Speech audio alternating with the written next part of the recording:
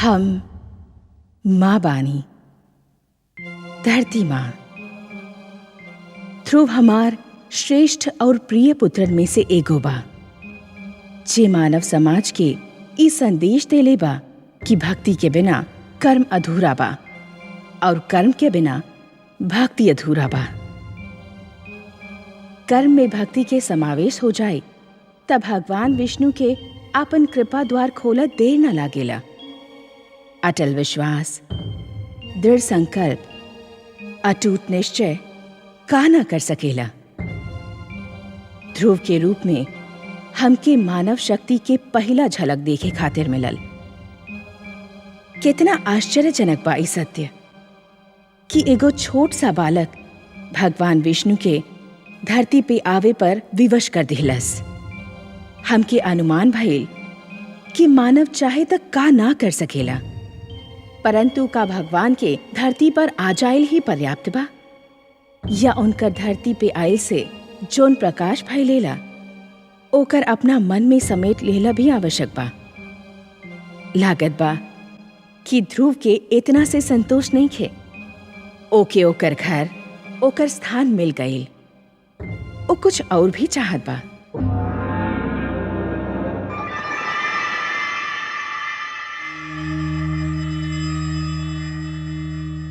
वासुदेव, वासुदेव, रवा कहाँ चल गए नी वासुदेव?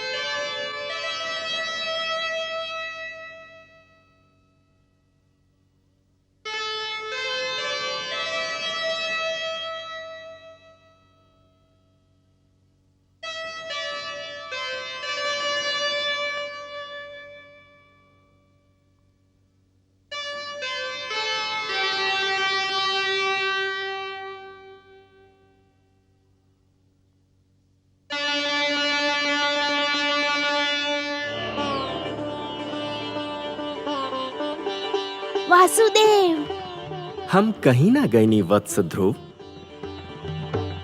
तू हमके अपना सम्मुख देखल चाहत रहला ना? तला देखा, हम तोहार नेत्र के सामने उपस्थित बानी। तू विजयी भैला पुत्र। तू हमके जीत लेहला। तोहार जैसन तपस्वी न कबो भइल बा और न कबो होखी। तू सिद्ध कर देहला कि जीव ब्रह्म के ही एगो अंश बा और अपन साधना से ब्रह्म के भी धरती पर ला सकेला। तू ई सिद्ध कर देहला वत्स कि सृष्टि के सबसे बड़ शक्ति बा भक्ति। वत्स ध्रुव, अब श्वास लिहल आरंभ कर दा पुत्र। अब हम कहीं ना जाइब।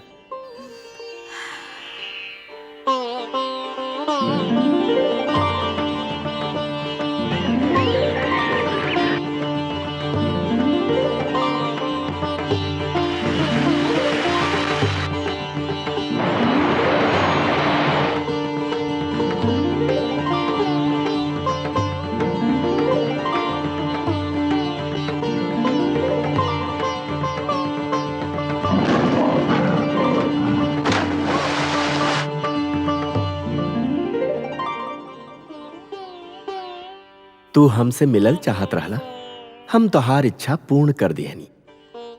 अब अपन माता पिता के लगे लौट जा। ना भगवान ना, अभी हम ना जाइब। काहे वत्स? अभी तो हमके रवा से बहुत सा बात करे के बा, बहुत सा प्रश्न पूछे के बा। प्रश्न? हमरा से? भला ऐसन कौन सा प्रश्न बा तोहार मन में? हमके बताए प्रभु कि हमार छोटकी माता हमके अपन पुत्र काहे न मानेली? वो हमार माता श्री के दासी काहे कहली? वो हमके हमार पिताश्री के गोद से काहे उतारली? हमार पिताश्री छोटकी माता के रोकले काहे ना? बताई भगवान। अरे अरे अरे अरे, इतना सारा प्रश्न एक के संगे। अच्छा ये बतावा कि सबसे पहले तू कौन प्रश्न के उत्तर चाहत बाड़ा? हमके हमार पिताश्री के गोद से काहे उतारल गई? अच्छा तई प्रश्न तोहके सबसे अधिक व्याकुल कैले बा। हाँ भगवान। हमार निकट आवा।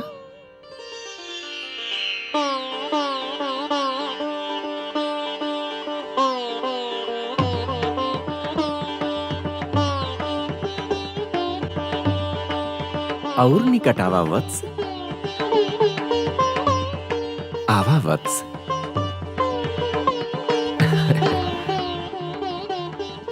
हमार गोदी में बैठ जा।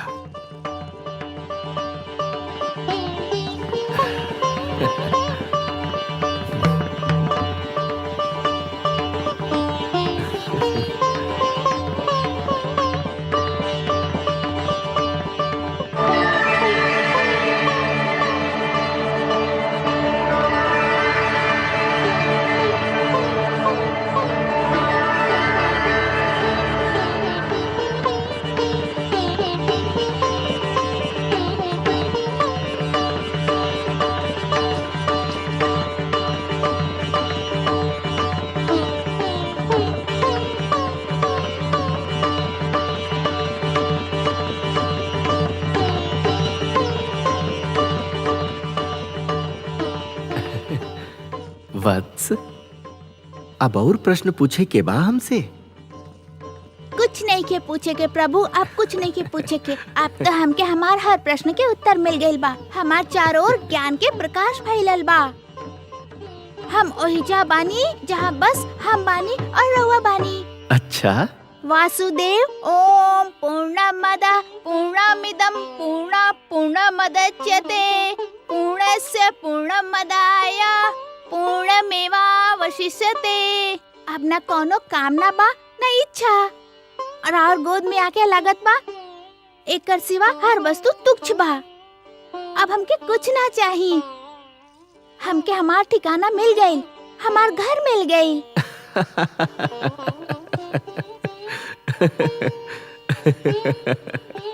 ना वत्स, हमार गोद तोहार ठिकाना नहीं खे, तोहार घर नहीं खे। तोहार घर तो ऊ कर्म भूमि बा जेकर नाम बा जीवन, संसार। भक्ति से तू हमार मन जीत लेहला। अब कर्म के माध्यम से तोहके परिवार के मन जीते के बा। आपन परिवार के सेवा करके एगो पुत्र धर्म के निभावे के बा। आपन प्रजा के न्याय आधारित शासन देवे के बा तोहके, कि फिर कौनो बालक के आपन पिता के गोद से उतारल न जाए। हमार खोज में ऐसे भटके के ना पड़े।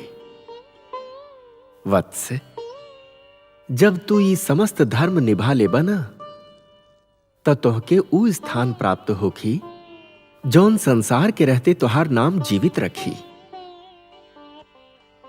हम तोहके वरदान देत बानी वत्स, कि मानव धर्म के निष्ठापूर्वक पालन करे के उपरांत तोहके नक्षत्र लोक में ऊ स्थान प्राप्त होखी जौन तोहरे नाम से जानल जाई। ए धरती के वासी होके ध्रुव लोक कह के पुकरिए, जहां तू सदा जगमगात रहबा। यह तोहार कर्म के फल होखी वत्स। वासुदेव, हमके बताए कि कर्म का बा? कर्म पूजा बा वत्स, कर्म यज्ञ बा, कर्म जीवन बा, जीवन के आदर्श बा। और जीवन का बा देव?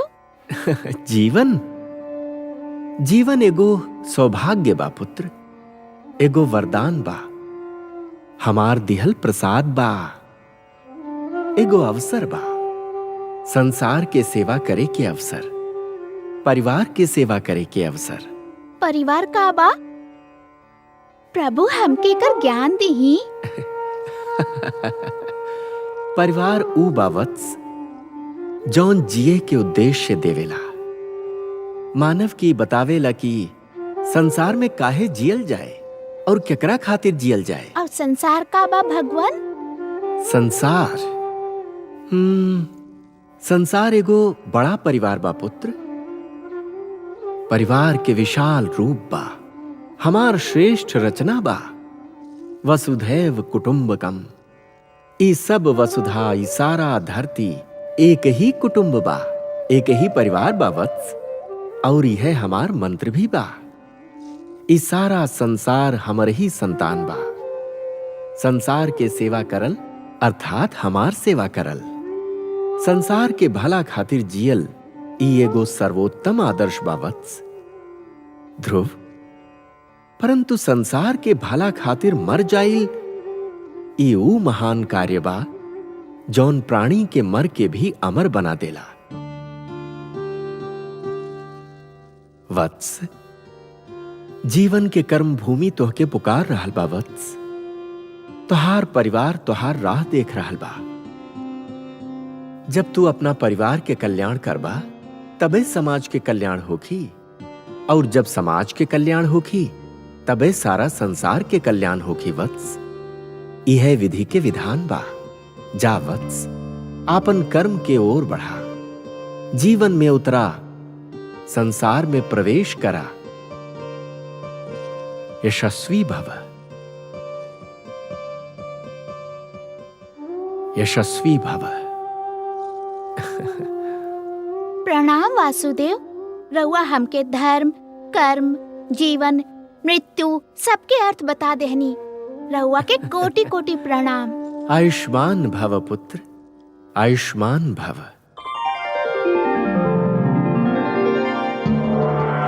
इनके तो तू पहचानत ही होखबा पुत्र।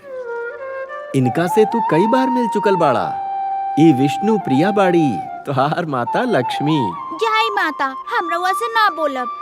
काहे पुत्र? रउआ चाहती तो हमके बहुत पहले भगवान विष्णु के गोद में बैठा देती तो राउर का बिगड़ जाए। हमार कुछ ना बिगड़त पुत्र। बाकी हम माता बानी और तू हमार पुत्र। हर माता इहे चाहेले कि ओकर पुत्र महान बने। यदि हम तोहके भगवान विष्णु के गोद में बैठा देती त तू ऊ न बन पावत जो आज बाड़े। अब तू एगो महान भक्त बन चुकल बाड़ा। हम तोहार सहायता करती तो हम महान कहलैती। तोहार महानता छिप के रह जाइत। हमार स्वामी के तो यह संकल्प बा कि हर मानव के कल्याण होखे। हम भी उनकर ये संकल्प पूरा करत रहनी। रउआ महान बानी माता। हम समझ गईनी कि रउआ का कहनी और काहे कहनी। हम राउर चरण में शीश नवावत बानी। हम राउर उपकार कबो ना भूलब। प्रणाम। नारायण नारायण।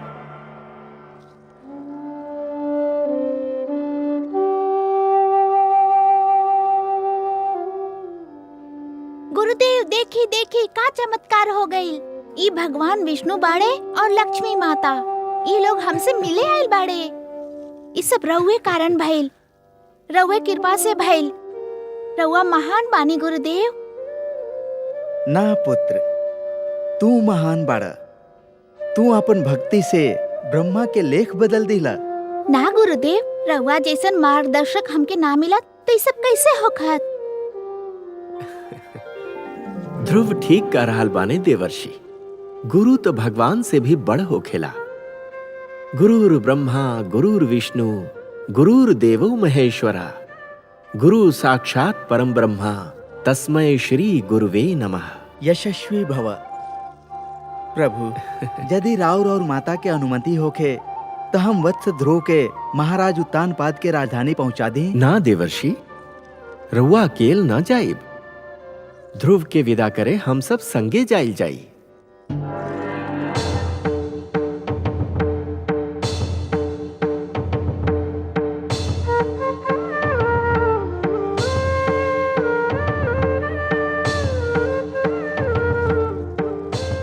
आई माता।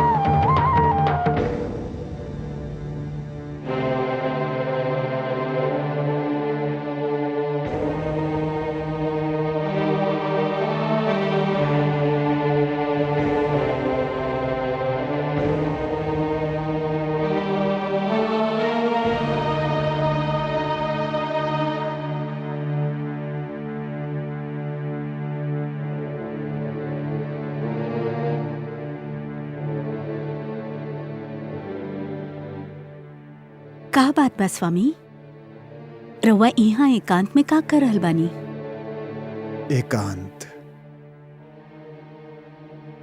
एकांत के सिवा हमार जीवन में रहल ही का। महारानी सुनीति, लोग तो कहल है कि एकांत में मन के शांति मिलेला, बाकी ई एकांत बड़ा निष्ठुर बा। हमार एकांत अपना साथे पुत्र ध्रुव के मधुर स्मृति के भीड़ लावेला। एकांत के मौन बड़ा निर्दयी बा। ई चिल्ला चिल्ला के हमसे प्रश्न पूछेला जेकर उत्तर हमरा लगे नइखे। ई पूछेला कि पुत्र ध्रुव कहाँ चल गए, काहे चल गए।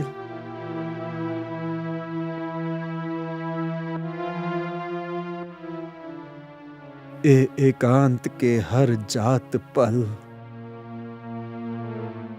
हमरा पर दोष लगा के जाला कि हम आपन ही हाथ से आपन संसार में आग लगा देनी, और हर आवत पल इस संदेश लेके आवेला कि एकांत ही हमार दंड बा। पुत्र ध्रुव के बिना हमार जीवन अभिशाप बन गए बा, और ये अभिशाप हमके जीवन भर भोगे के बा, जीवन भर भोगे के बा।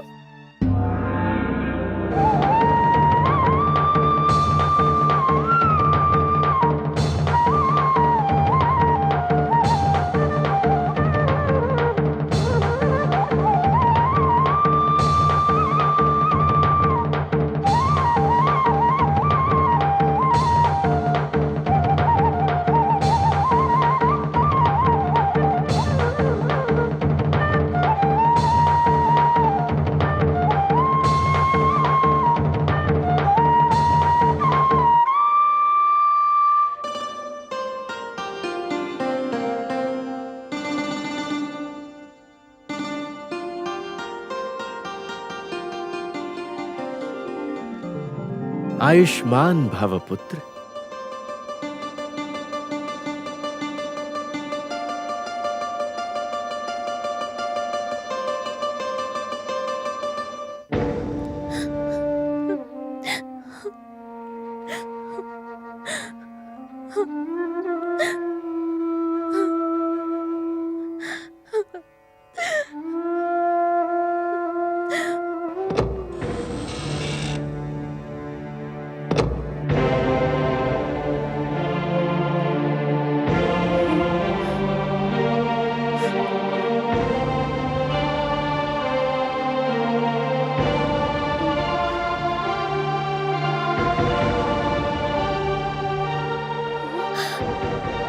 प्रणाम माता।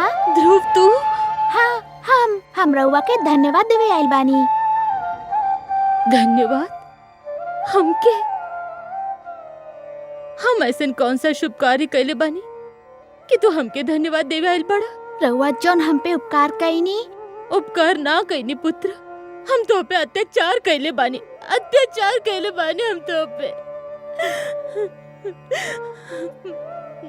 ना माता, रउआ हम पे इतना बड़ उपकार कइले बानी कि हम 100 जन्म राउर सेवा करी तब भी ओके चुका ना पाई। मत कह हमके माता, मत कह। हमें पवित्र शब्द के योग्य नहीं की। माता वो खेले जे अपन आंचल से संतान के सुख के छाव देवेले, जेकर मन प्यार के भंडार हो खेला। हम तो केवल तो से घृणा कैले बानी, तो के बस दुख दिले बानी। हम घृणा के पात्र बानी, घृणा के पात्र बानी। महारानी सुनीति से हमके ईर्ष्या रह, ओकर बदला हम तो से लेनी पुत्र, हमें तो के महाराज की गोद से उतरनी, हमें तो के वन में भटके पर विवश कर देनी, हमें एगो नन्हा सा बालक के यातना झेले पर विवश कर देनी। हम माता ना कुमाता बानी, कुमाता बानी। पुत्र कुपुत्र हो सकेला, बाकी माता कुमाता ना हो सकेली। वो तो देवी के समान हो खेली, पवित्र और पूजा के योग्य। रउआ भी हमरा खातिर पूजा के योग्य बानी। भूल गई नी रउआ? रउए तो हमके भगवान विष्णु के नाम बतौले रहनी। रउए तो कहले रहनी कि हम भगवान विष्णु के पावे खातिर तपस्या करी। सच पूछी तो रउए कारण हमके भगवान विष्णु के दर्शन भइल। हे भगवान, जौन बालक के प्रति हम इतना अन्याय कईनी, वो है आज हमके अपन महानता के कारण समझ रहल बा। तो महान बड़ पुत्र, ये रउआ का कर रहल बानी माता? हमके अपन चरण छू लेवे द पुत्र, कदाचित हमारे पाप के बोझ कुछ कम हो जाए। जौन दिन माता के पुत्र के चरण छुए के पड़े, वही दिन के नाम महाप्रलय होखी। हमके अपना गले लगा ली माता, हम धन्य हो जाए। पुत्र, हमार पुत्र।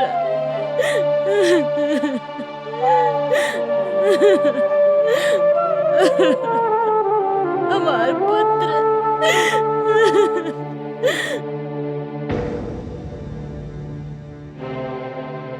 इस भाग्य की खेल बा स्वामी। ना, ये कह के हम स्वयं के धोखा ना दे सके नहीं।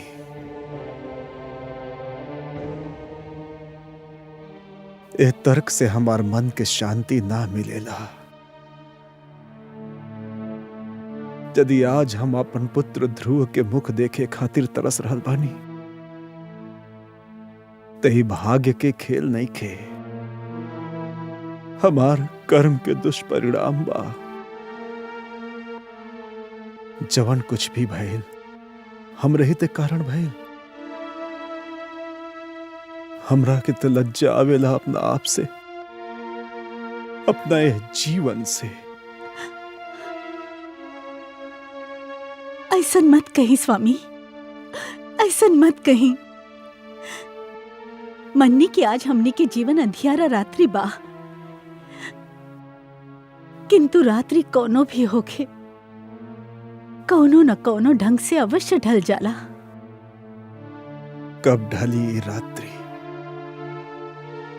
कब होखी भोर, का सवेरा तब होखी जब नेत्र के ज्योति मर चुकल होखी, जब प्राण के दीपक बुझ चुकल होखी। ऐसे ना होगी महाराज, दुख के दिन बीत चुकल बा। तू काहे आयल बाड़ू? तो के देखते ही हमके सब अशुभ घटना याद आ जाला। ये सत्य बा महाराज, हम आज तक जौन भी कईनी सब अशुभ ही कईनी। हम कबो रउआ के कोनो शुभ समाचार ना देनी, किंतु आज हम रउआ के शुभ समाचार सुनावे आइल बानी। तू और शुभ समाचार? बबूल के वृक्ष पर आम ना फलेला सुरुचि। महाराज, भगवान विष्णु चाहे तो का ना हो सकेला। ई देखी। प्रणाम माता, प्रणाम पिताश्री।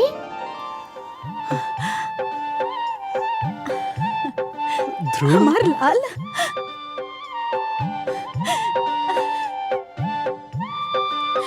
ध्रुव, ध्रुव, कहाँ चल गल रहला? तू कहाँ चल गल रहला? ध्रुव, ध्रुव हमार पुत्र। राउर लाल महान बन चुकल बा महारानी।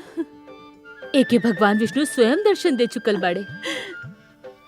हमार छोट सा भगवान, हमरा क्षमा कर दा। किंतु रउआ के भी केहू के क्षमा कर देबे के होखी। के क्षमा करे के होखी? इनके, हमार छोटकी माता के। इनके?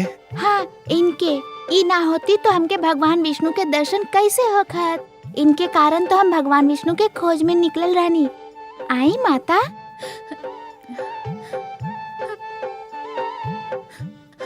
हमके क्षमा कर दी महाराज।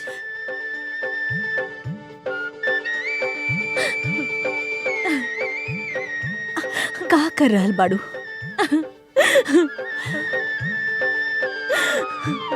ध्रुव भैया, ध्रुव भैया।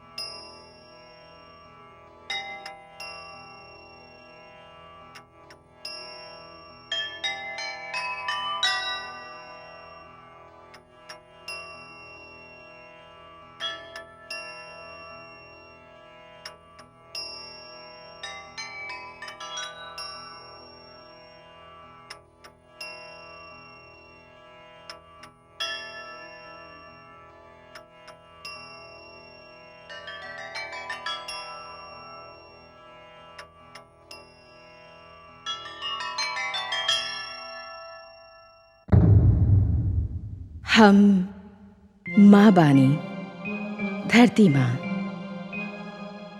तू देखला कि भक्ति में कितना शक्ति बा। तू देखला कि आपन तपस्या और दृढ़ निश्चय के बल पर भक्त भगवान के भी जीत सकेला, भगवान के धरती पर आवे खातिर बाध्य कर सकेला। ई भक्त और भगवान के रिश्ता के कथा रहल। विष्णु पुराण के कथा भगवान के अवतार के कथा बा। भक्त के जैसे भगवान के ध्यान रहेला, वैसे ही भगवान के भी भक्त के चिंता रहेला। भगवान विष्णु माता लक्ष्मी से कहले रहनी, परित्राणाय साधूनाम विनाशाय च दुष्कृताम धर्म संस्थापनार्थाय संभवानि युगे युगे। और आपन ए वचन के ऊ एक बार ना बार बार निभवले। भगवान विष्णु आप्त वचन के रूप में मानव के जीवन के नियम प्रदान कैले बाड़े। ए नियम के जब भी तोड़ल गईल, मानव पे, जीवन पे संकट के जब भी कौनो घड़ी आयल, श्री विष्णु भगवान धरती पर अवतरित भइले और पाप तथा पापी के नाश कैले। काहे कि उहे तो धरती के पालनहार बाड़े, नियम भी तो उहे बनवले बाड़े। फिर वो कैसे सहन कर सकेले कि उनकर नियम के तोड़ल जाए।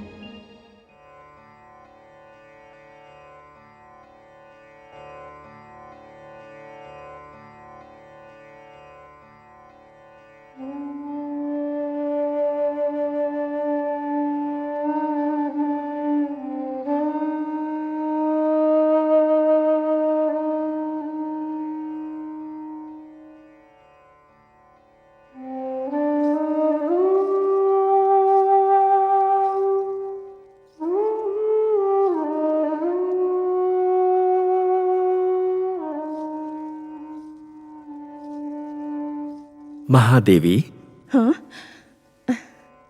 हम तो ये समझत रहनी कि राउर अब सब चिंता के अंत हो चुकल होखी।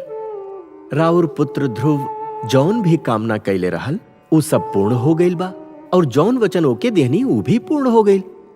बाकी रउआ तो अब भी चिंता के मूर्ति बनल बानी। का सोच रहल बानी? हे कमल नयन, राउर सुंदर मुख से जौन पावन बोल निकलेला ऊ तो हमार हृदय पर अंकित हो जाला। रउआ एक बार कहली रहनी कि धरती पर राउर अगणित भक्त बाड़े। ध्रुव के कल्याण तो हो गई, बाकी ऐसे केवल एगो के कल्याण भइल बा, और भक्तन के कल्याण कैसे होखी? जौन ज्ञान, जौन प्रकाश ध्रुव के मिलल, ऊपर तो समस्त मानव जाति के अधिकार बा। ई ज्ञान, ई प्रकाश उनके कैसे मिली?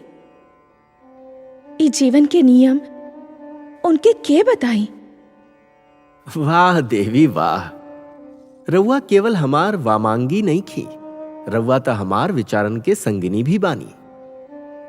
रउआ अभी जौन कहनी वास्तव में चिंता के विषय बा, और हम राउर आभारी बानी कि रउआ ये चिंता के व्यक्त कर दिहनी। मानव कल्याण ही तो हमार परम उद्देश्य बा। हमके ज्ञान के प्रकाश मानव तक पहुंचावे खातिर कुछ दीप प्रज्वलित करे के होखी।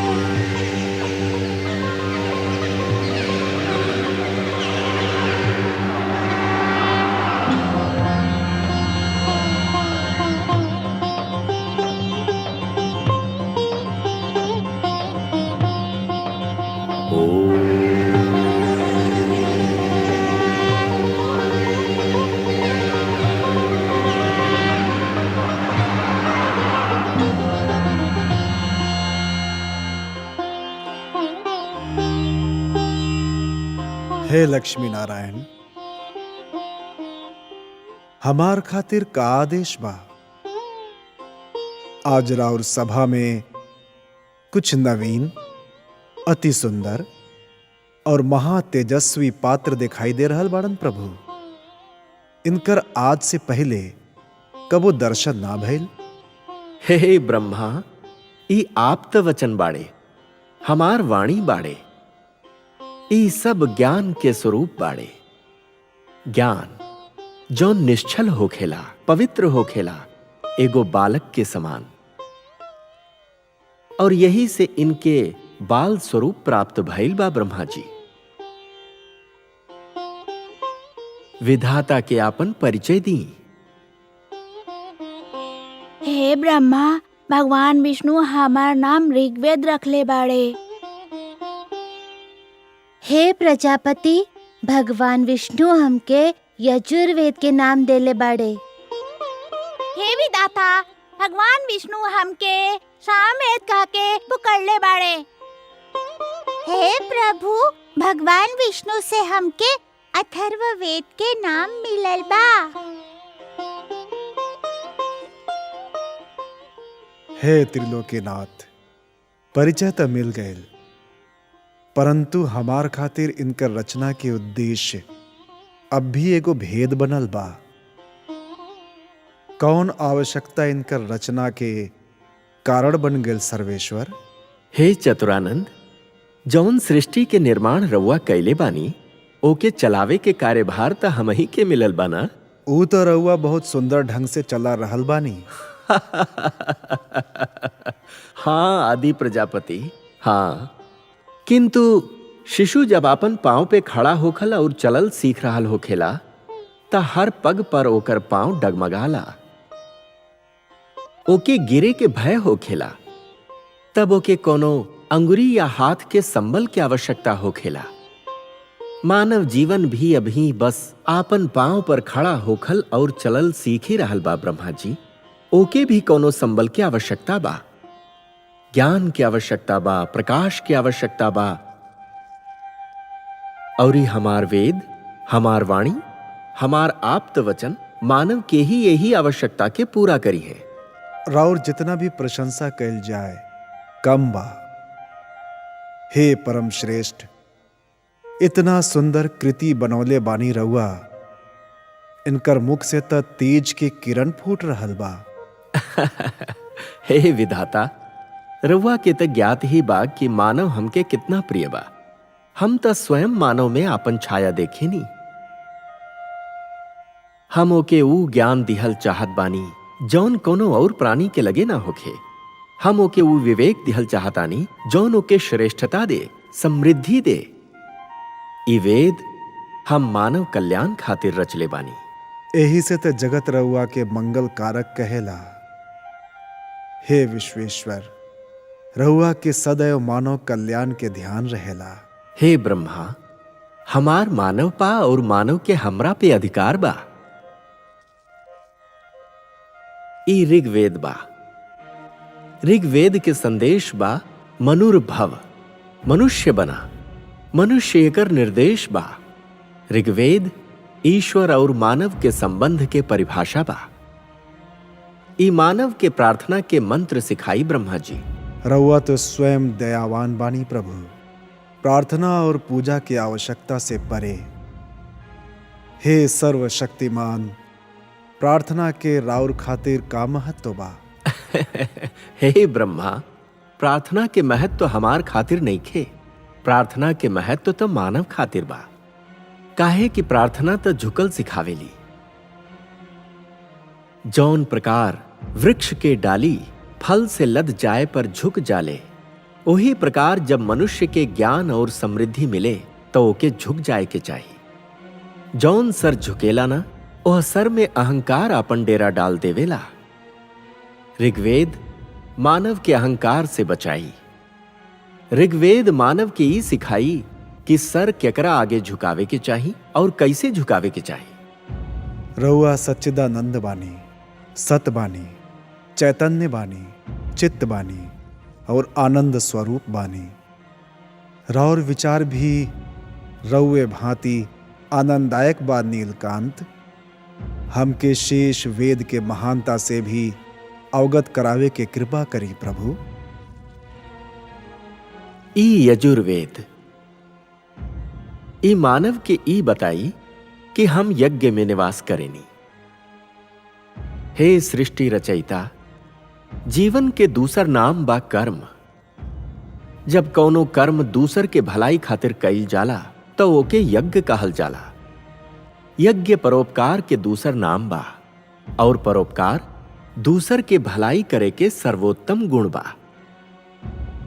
हे ब्रह्मा, जैसे एगो रस्सी के बिना जल से भरल डोल कुआं से बाहर ना आ सकेला, वैसे ही यज्ञ के बिना मानव जीवन भी अज्ञान के अंधियारा से ज्ञान के उजाला में ना आ सकेला। और यह संदेश दी मानव के यजुर्वेद। हमके सामवेद के ज्ञान भी दी प्रभु। सामवेद?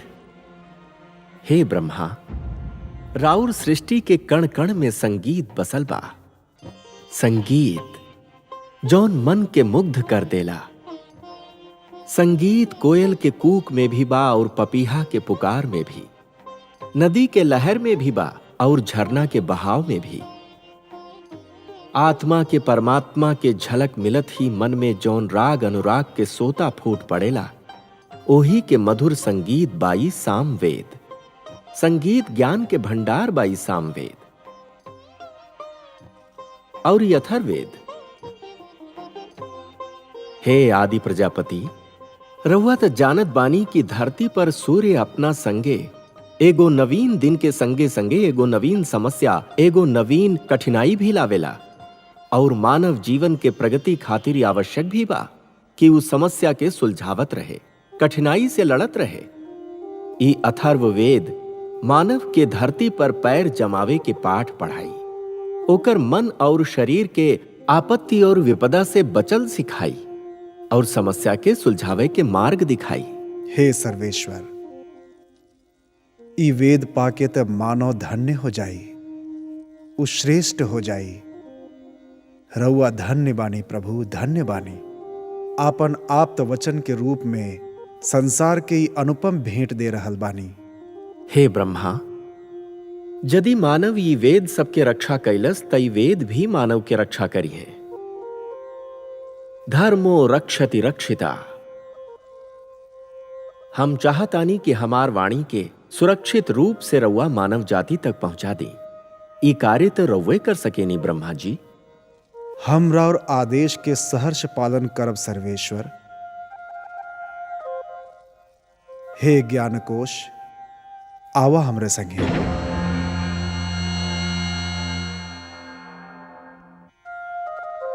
हे कमल नयन, आपन वाणी के मानव तक पहुंचावे के कार्य त स्वयं रउआ कर सकत रहनी, फिर ई कार्य ब्रह्मा के काहे सौंपनी?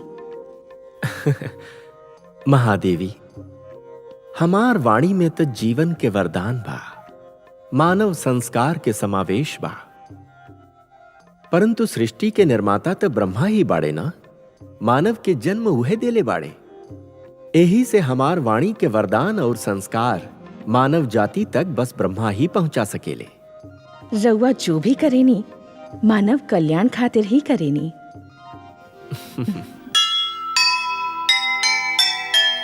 जैसे चले महान जन, वैसे चले समाज। वैसी बन जाए प्रजा, जैसा होगा राज। टूटी अगर परंपरा, टूटेंगे आदर्श। दुख ही दुख छा जाएंगे, मिट जाएंगे हर्ष, मिट जाएंगे हर्ष। विष्णुपुरा, विष्णुपुरा, विष्णुपुरा।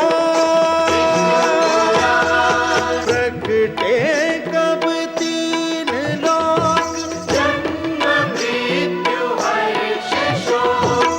पृथ्वी जल वायु गगन